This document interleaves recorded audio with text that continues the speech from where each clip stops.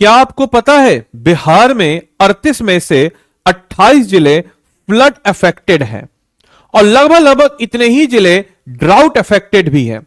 यानी कि हमारे बिहार में एक साथ बाढ़ और सुखाड़ दोनों की समस्या हमें देखने को नजर आती है और इसी समस्या का निपटारा सबसे महत्वपूर्ण यही है और वो है रिवर लिंकिंग प्रोजेक्ट या फिर नदियों से कैनाल सिस्टम बनाना। इससे क्या होगा कि एक्सेसिव वाटर जो है वो दूसरी जगहों पे चला जाएगा जहां पे ड्राउट की यानी कि सुखाड़ की समस्याएं हैं।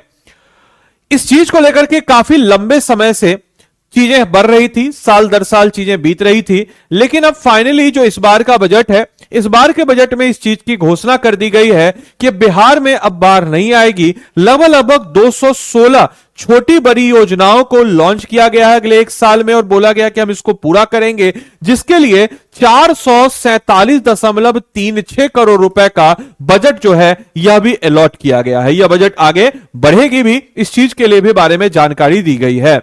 तो आज के इस वीडियो में हम इन्हीं सारे पहलुओं के ऊपर चर्चा करने वाले हैं। तो नमस्कार है आप सभी लोगों को, मेरा नाम है आदित्य वैभव, करता हूं आप सभी लोगों का तहे दिल से स्वागत आप सबके अपने चैनल बीपीएससी स्टडी आईक्यू पे। तो आइए जरा देखते हैं क्या है यह खबर और किस प्रकार से हमारे एग्जामिनेशन पॉइंट ऑफ व्यू से यह टॉपिक जो है रिलेवेंट बन जाता है। सबसे पहले बिहार में बाढ़ से बचाव के लिए नीतीश सरकार यानी कि बिहार सरकार का एक प्लान है। इस प्लान के तहत 2026 का बजट लॉन्च किया गया। इसमें कुछ योजनाएं दी गई है जिसमें बिहार सरकार के 2026 के बजट में बाढ़ और सूखे दोनों से निपटने के लिए व्यापक योजनाएं प्रस्तुत है। आप लोग मुझे कमेंट बॉक्स में जरूर लिख के बताएंगे कि आपका जिला क्या फ्लड अफेक्टेड है या ड्राउट अफेक्टेड है या दोनों अफेक्टेड है, जरूर कमेंट बॉक्स में लिख के बताएं। जिसके तहत 216 योजना और 447.36 करोड़ रुपए आवंटन किया गया। वित्त मंत्री यानी कि जो बिहार सरकार के फाइनेंस मिनिस्टर विजेंद्र प्रसाद यादव ने बताया इन योजनाओं को मॉनसून से पहले पूरा करने का लक्ष्य है ताकि इस बार के मॉनसून में बिहार में फ्लड जो है वो कम से कम आए या ना ही आए। इसके अलावा बिहार में बाढ़ से बचाव के लिए नीतीश सरकार का ये जो प्लान है जिसके तहत कोसी नहर परियोजना कोसी मेची लिंक जिससे 71st बीपीएससी में प्रीलिम्स में क्वेश्चन भी बना था, इस टाइप की सिंचाई परियोजनाओं पर अभी तक अरबों रुपए खर्च किए जाएंगे। गंगा जल आपूर्ति, सोन नदी से पेयजल, जैसे एक समस्या यह भी है कि हम लोग ने हमारे बिहार में सबसे इंपॉर्टेंट समस्या अब यह हो रही कि समय के साथ क्लाइमेट चेंज और क्लाइमेट चेंज के कारण जो प्रदूषण बह रहा हम लोग कर रहे हैं इंसान, वो इंसान के कारण जो हमारा जो पानी है, जो भूजल है, वह भी दूषित हो रहा है। अभी हाल ही में इंदौर की घटना आप सब लोगों ने देखा होगा कि एक खराब पानी पीने से मौत तक हो सकती है और इसीलिए हमारे बिहार में भी इस पे वीडियो में अलग से एक बनाया भी था जिसमें मैंने बताया था कि कई सारे ऐसे जगह है जहां पे आर्सेनिक, यूरेनियम जैसे कंपोनेंट मिल रहे हैं। तो अच्छा पानी देना भी ये सरकार की जिम्मेवारी है और इसी तहत एक और कदम आगे बढ़ाया जा रहा है जहां पे गंगा जल आपूर्ति और सोन नदी से पेयजल जैसी योजनाएं जो है यह भी प्रगति पर है, जिससे राज्य के कई क्षेत्रों को लाभ मिलेगा। इसके अलावा पेयजल आपूर्ति योजनाओं के तहत गंगा जल आपूर्ति और सोन नदी से पेयजल जैसी योजनाएं भी प्रगति कर रही है, जिससे राज्य के कई क्षेत्रों को आने वाले वक्त में लाभ मिलने वाला है। हमारे बिहार में जहां मैंने आपको बताया कि 38 में से 28 जिले जो है बाढ़ प्रवण एरिया है और सुखाड़ जो है ये हर साल वेरी करते रहता है। जैसे पिछले साल जो है 30 डिस्ट्रिक्ट जो थे वो सुखाड़ थे। तो बिहार के लिए प्रतिवर्ष की आपदा जो है अगर हम देखा जाए तो ये हर साल आपको नजर आएगा। आपको मई में, जून में, या यूं कहा जाए कि भाई मई जून में आपको सुखाड़ का महीना नजर आएगा, जुलाई से आपको बाढ़ नजर आना शुरू हो जाएगा। तो वार्षिक आपदा और सरकार का प्रयास है कि शायद ही कोई वर्ष इससे खाली जाता हो जिस साल फ्लड ना आता हो या सुखाड़ ना पड़ता हो।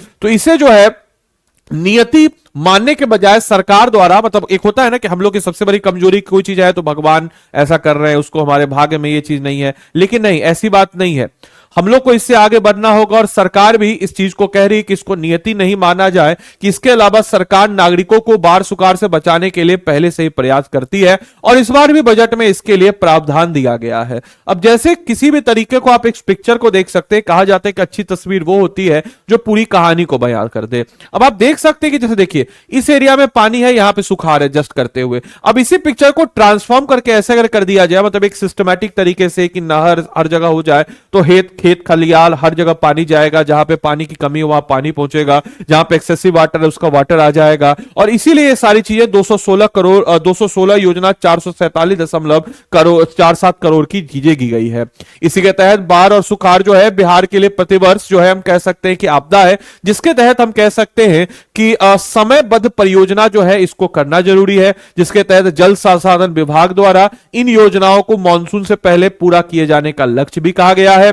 उत्तर बिहार के लिए एक बड़ी राहत जो कि मोस्टली फ्लड अफेक्टेड एरिया है, वहीं दक्षिण बिहार में हमें ड्राउट अफेक्टेड एरिया नजर आता है। तो इससे उत्तर बिहार को बड़ी राहत मिल सकती है, जिसके दायरे में आने वाले लगभग सभी जिले आपको फ्लड अफेक्टेड है, प्रतिवर्ष जूझते हैं और जहां जान माल की क्षति की आशंका जो है सबसे ज्यादा बनी रहती है। इसके अलावा अरबों रुपए खर्च कर पूरी होगी सिंचाई कर योजना, जिसके तहत सिंचाई और बाढ़ प्रबंधन में किया जाएगा और बाढ़ से बचाव के साथ साथ सिंचाई को भी, क्योंकि हमारे बिहार में लगभग 40% के आसपास ऐसे आज भी खेत है जहां पे सिंचाई की सुविधा नहीं है, जहां के किसान आज भी अपनी नियति पर, किस्मत पर, यानी कि इंद्र देवता पर निर्भर करते हैं कि बारिश होगी, वर्षा होगी तब वो खेती करेंगे, नहीं होगी तो नहीं होगी खेती।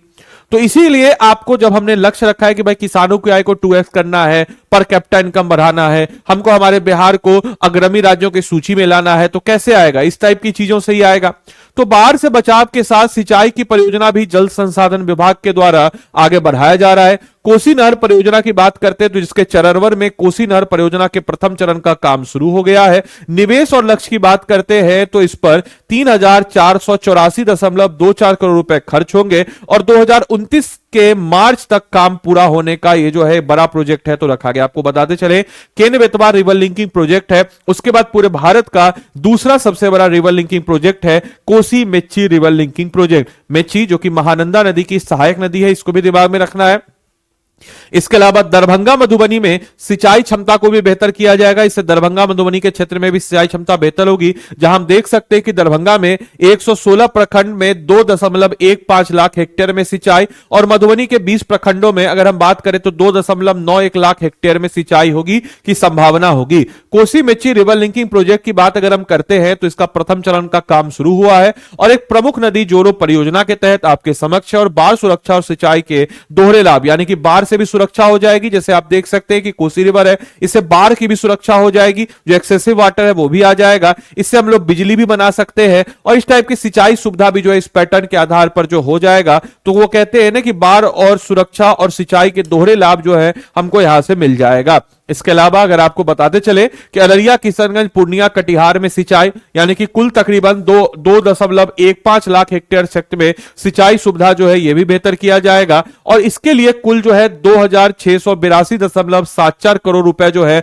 इसके लिए जो है खर्च किए जाएंगे। अपार्ट फ्रॉम दैट जमुई में अगर हम बात करते हैं तो बरनार जलाशय परियोजना जहां पे 2,579.38 करोड़ रुपए जो है, इससे बरनार जलाशय का काम जो है पूरा होने पर 22 हजार जो हेक्टेयर क्षेत्र को भी सिंचाई जो है मिल जाएगा। जमुई में कौन सा है? तो बरनार जलाशय परियोजना। डायरेक्टली क्वेश्चन आ जाता है, आपको पता होगा पिछले बार भी क्वेश्चन आया था। तो बरनार जलाशय परियोजना कहां पर है? तो जमुई में है, इस चीज को दिमाग में रखना है। इसके अलावा आपको बताते चले कि बांका और मुंगेर में क्या किया जा रहा है, तो गंगा जल जो है इसको वहां का पानी पहुंचाया जा रहा है। तो गंगा का अधिवेशन अगर हम बात करते हैं तो बटुआ खड़गपुर जलाशय तक पहुंचाने की योजना है। तो बांका मुंगेर में क्या है? तो बटुआ खड़गपुर जलाशय तक पहुंचाने की सिंचाई क्षमता का यहां पर विस्तार हो रहा है, जिसमें लगभग 51.16 हेक्टेयर जो है इसके लिए सिंचाई सुविधा को बेहतर किया जा रहा है। और सारण नहर प्रणाली याद रखिएगा, जो मुख्य नहर और वितरण प्रणाली का जो वापस से रिवाइवल इसको किया जा रहा है, जिसके तहत लाइनिंग योजना पे 2,061.82 करोड़ रुपए जो है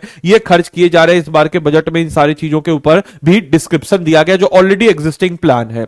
इसके अलावा नदियों पर आश्रित जो है 4 योजनाओं से कई शहरों में पेयजल की आपूर्ति भी पूरी होगी, क्योंकि हमारे यहाँ पीने के भी पानी की स्कार्सिटी और अच्छे पीने की पानी की हम बात कर रहे हैं, अच्छे पीने की पानी की। तो इसके तहत जो है जल प्रबंधन से बाढ़ से मुक्ति के साथ साथ सिंचाई की सुविधा का भी सृजन होगा और इसके अलावा मोस्ट इंपॉर्टेंटली हम कहें तो हमारे यहाँ जो पीने का स्वच्छ पानी जो है वह भी मिल जाएगा। बिहार में नदियों के साथ जलाशय के पानी को शुद्ध कर पेयजल के रूप में आपूर्ति करने की कई योजनाएं संचालित हो रही है और ऐसी कई योजनाओं का जो है यहां पे हम कह सकते हैं कि जल संसाधन विभाग द्वारा पूरा किया जा रहा है। उससे अगर हम कहें तो गंगा जल आपूर्ति योजना सर्वाधिक महत्वाकांक्षी योजना है, जिसके तहत गंगा को पीने के पानी के रूप में जो है विकसित यहां पे किया जा रहा है इन सारे पहलुओं पे। इसके अलावा आपको बताते चले कि कुछ जलाशय हैं जैसे खासकर नवादा, बिहार शरीफ, इन सब जगहों पर जो है पानी की पीने की पानी की सुविधा प्रदान करना, कि जैसे इसके लिए दूसरे चरण में काम पर लगभग 1110.27 करोड़ रुपए खर्च होंगे, जहां पे मधुबन जलाशय का निर्माण होगा जिसमें गंगा का अधिवेश जल संचित किया जाएगा।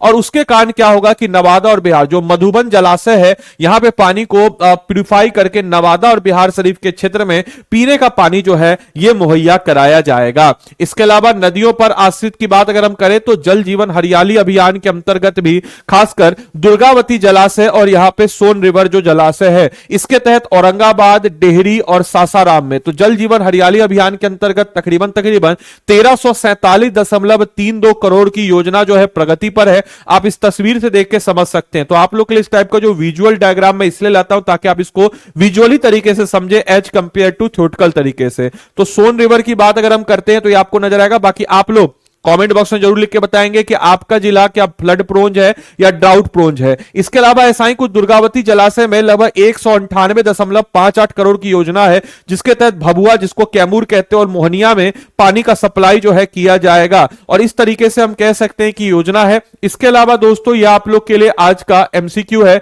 कोसी नगर परियोजना के बारे में। कोसी नगर परियोजना के संबंध में निम्नलिखित कथनों पर विचार कीजिए। ये 3 स्टेटमेंट है, इसको पढ़िए और अपना उत्तर जो है यहां पे कूट है, इस कूट के आधार पे अपना उत्तर जो है आप सब लोग दे। बाकी आप लोग में से कोई भी जन को अगर हमारे पेड कोर्स के साथ जुड़ करके अपनी तैयारी को मजबूती प्रदान करना हो तो आरंभ 19.0 बैच आप लोग के लिए हम देते हैं। हमारे इस बैच में आपको क्यों जुड़ना चाहिए, मैं बोल रहा हूं इसलिए नहीं जुड़ना चाहिए, आपको इसलिए जुड़ना चाहिए क्योंकि हम लोग बिल्कुल बीपीएससी सेंट्रिक आपको पढ़ाते हैं।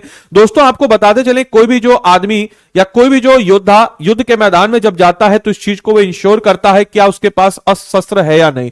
तो हम लोग आपको 750, मैं ये नहीं बोल रहा हूं कि आप लोग खुद से तैयारी नहीं कर सकते हैं, लेकिन हमने आपके लिए 750 प्लस टॉपिक्स को आइडेंटिफाई करके 1100 प्लस घंटे की लाइव क्लास में फाउंडेशन में कवर अप कराएंगे। मेरे भाई इस चीज को इंश्योर कीजिएगा कि सिविल सर्विस के एग्जाम में पढ़ना क्या है उससे कई ज्यादा इंपॉर्टेंट है कि किसको कितना पढ़ना और किसको छोड़ देना है। तो हम आपको 750 प्लस टॉपिक्स आइडेंटिफाई कराते हैं और पहली ऐसी संस्था है हम बीपीएससी पढ़ाने वाले जो 100% प्रीलिम सपोर्ट देते हैं। और हम लोग 100% प्रीलिम सपोर्ट से मुंह से बोल के नहीं, आपको आपके कोर्स में देते हैं। यानी कि हम लोग आपको 2 महीने का एमसीक्यू प्रीलिम्स बैच, यानी कि आपके एग्जाम के 2 महीने पहले आपको पीएफ फाउंडेशन चलेगा, उसके बाद आपके एग्जाम के 2 महीने पहले जैसी नोटिफिकेशन आ गया एग्जाम के 2 महीने पहले 2 महीने का एमसीक्यू प्रीलिम्स बैच देते हैं। इसके अलावा आपको हम लाइव प्रीलिम्स क्रैश कोर्स देते हैं। 5100 एमसीक्यू आपको हम अभी से, आप जैसे ही कोर्स लेंगे उसके बाद अभी से आपको करना होगा। एनसीईआरटी आके आपके फाउंडेशन बिल्डअप हो, 7 किताबों का सेट जो कि बिल्कुल जानदार शानदार सारे एकदम बीपीएससी सेंट्रिक किताबें हैं। इसके अलावा फैकल्टी यानी कि मेरे द्वारा आपको मेंटरशिप मिल जाता है, हमारा प्रोफेशनल मेंटर होता है, इसके द्वारा मेंटरशिप मिल जाता है। और जैसे ही आपका प्रीलिम्स खत्म हुआ तो हम आपके मेंस के लिए 4 महीने का सेपरेट आंसर राइटिंग बैच देते हैं। अपार्ट फ्रॉम दैट मेंस के बाद आपके इंटरव्यू के लिए भी हम लोग, क्योंकि study IQ Patna offline centre में अवेलेबल है, तो हम लोग इंटरव्यू गाइडेंस प्रोग्राम भी देते हैं। तो इतने सारे फैसिलिटीज हम आपको प्रोवाइड कराते हैं मेरे भाई। तो देरी किस बात की, बिल्कुल नया ब्रांड न्यू आप लोग के लिए बैच है। 7 फरवरी से आप लोग सब लोग इसमें इनरोल कीजिए। इसके अलावा मैं आपको हमेशा बताता हूं कि आप लोग जो है इनरोल कीजिए। कभी आपने सोचा है कि आपका प्रीलिम्स बार बार क्यों अटक रहा है? 100% प्रीलिम्स सपोर्ट देना मतलब क्या है कि हम लोग जो है आपके पूरे सिलेबस को कवर अप करा। अगर मैं आपसे पूछूं कि आपने इकोनॉमिक्स खत्म किया, नहीं। क्या आपने बिहार स्पेशल अच्छे से खत्म किया, नहीं। क्या आपने साइंस खत्म किया अच्छे से, नहीं। साइंस का 30 क्वेश्चन आता है, बिहार स्पेशल का भी लगभग 30 क्वेश्चन, इकोनॉमिक्स का 5-6 क्वेश्चन तो आ ही जाता है कि आपने किया नहीं किया। तो आप 60-65 क्वेश्चन को ऐसे ही नेग्लेक्ट करेंगे तो कैसे होगा? तो वही चीज है कि आपके पूरे सिलेबस को 100% प्रीलिम सपोर्ट में हम आइडेंटिफाई करेंगे, मेरे मेंटरशिप के अंतर्गत आपको हम करवाएंगे। नॉट प्रैक्टिसिंग एमसीक्यू, आप एमसीक्यू को प्रैक्टिस नहीं करते हैं, रिवीजन प्लान फॉलो नहीं करते हैं और यही कारण आपके असफलता का होता है। जैसे देखिए कोई भी टॉपिक आप पढ़िए, जैसे फॉर एग्जांपल आप प्रीएम्बल एंड बेसिक स्ट्रक्चर पढ़े तो आपको उसका क्लास पहले कंप्लीट कराते हैं हम लोग, फिर उसका प्रीलिम्स का प्रैक्टिस आपको कराते हैं इस टाइप का चार्ट में, मेंस का प्रैक्टिस कराते हैं, रिवीजन कंप्लीट। रिवीजन बड़ा इंपॉर्टेंट प्लान है जिसको बच्चे मिस करते हैं। किताबों के अलावा हम आपको इस प्रकार के वर्कबुक भी देते हैं। तो देरी किस बात की मेरे भाई, जाइए इनरोल कीजिए। ये मेरा टेलीग्राम ग्रुप है, आप इसको स्कैन करके जुड़ जाइएगा, या टेलीग्राम पे बीपीएससी कंटेंट वाला भी लिखिएगा तो आप टेलीग्राम के साथ जुड़ सकते हैं, कोर्स रिलेटेड जानकारी प्राप्त कर सकते हैं। बाकी अगर आपको खुद से इस कोर्स में इनरोल करना है तो भी हम तरीका बता देते हैं। स्टडी आईक्यू के ऐप या वेबसाइट जो भी आपको सहूलियत लगे इसमें आप चले जाएंगे। बाकी मेरा मेल आईडी में हम आपको प्रोवाइड करा ही देते हैं। This is my mail ID, this is my official mail ID. aditya.baibhav@studiiq.com। Course से जुड़ा हुआ किसी प्रकार का जानकारी हो, मेरा मेंटरशिप के अंतर्गत पढ़ना हो, इस मेल आईडी पे मेल कीजिए, आपको मिल जाएगा। बाकी स्टडी IQ के ऐप या वेबसाइट पे आप चले जाएंगे, स्टेट पीसीएस पे जाएंगे, अगर आपको खुद से लेना हो तो मेरे मेंटरशिप के अंतर्गत बिहार पे चले जाएंगे, बिहार PSC आरंभ 19.0 बैच है। अब इसमें आप बाय नाउ पे जाइएगा, बाय नाउ पे यहां पे आपको मेरा मेंटरशिप कोड हम आपको देते हैं ADILIV, याद रखिएगा, आदि लाइव कोड लगेगा तभी आपको मेरा मेंटरशिप मिलेगा। लैंग्वेज हिंदी इंग्लिश दोनों में से कोई भी एक चुन लीजिएगा, क्योंकि जिसमें भी आपको कंफर्ट हो, जो आपका लैंग्वेज हो चुन लीजिएगा, किताब वगैरह आपको उसी में आएगा। याद रखिएगा आदि लाइव, याद रखना है मेरे भाई, आदि लाइव ही कोड आपको इस्तेमाल करना है। इसके अलावा मेरे भाई ये नंबर आपको हम दे देते हैं 9289996924। एडमिशन रिलेटेड क्वारी के लिए आप इस पे भी कॉल कर सकते हैं, लेकिन आपको अगर मेरा मेंटरशिप चाहिए तो इस चीज को मेंशन कर दीजिएगा कि आपको आदित्य सर का ही मेंटरशिप चाहिए, इस चीज को मेंशन कर दीजिएगा। तो 9289996924 पे आप डायरेक्टली कॉल करके जुड़ सकते हैं। बाकी मैंने आपको पूरा का पूरा सिस्टम बता दिया, समझा दिया, बुझा दिया, तो देरी किस बात की, जाइए इनरोल कीजिए और इनरोल करके अपनी तैयारी को मजबूती प्रदान कीजिए। बाकी मैंने आपको अपना ऑफिशियल मेल आईडी भी दे दिया है, आपको किसी प्रकार का कोई डाउट हो आप डायरेक्टली जो है मुझे मेल भी कर सकते हैं। This is my mail ID, ये मेरा मेल आईडी है, आप डायरेक्टली इस पे मेल भी कर सकते हैं। तो चलिए तब तक के लिए मिलते हैं अगले सेशन में, तब तक के लिए bye bye, take care, thank you and thanks for watching this session.